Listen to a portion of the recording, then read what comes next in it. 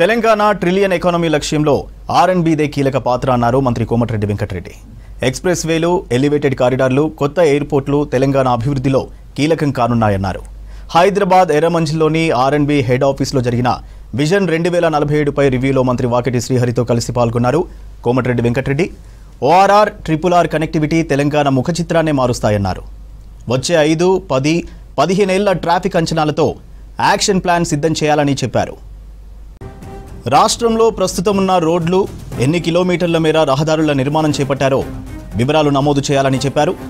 Single line, double line, 4 line భవిష్యత్ అవసరాలకు అనుగుణంగా రోడ్ల యాక్షన్ ప్లాన్ను రెడీ చేయాలని అధికారులను ఆదేశించారు మంత్రి కోమటిరెడ్డి.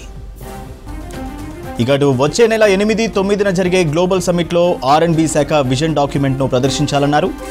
విజన్ డాక్యుమెంట్లో Mannanur, Srisailam elevated corridor, Bharat future city, Bandar port greenfield highway, Hyderabad Vijayawada expressway సహా నూతన ప్రాజెక్టుల వివరాలు ఉండేలా చూడాలని అధికారులకు ఆదేశాలిచ్చారు మంత్రి కోమటిరెడ్డి వెంకటరెడ్డి.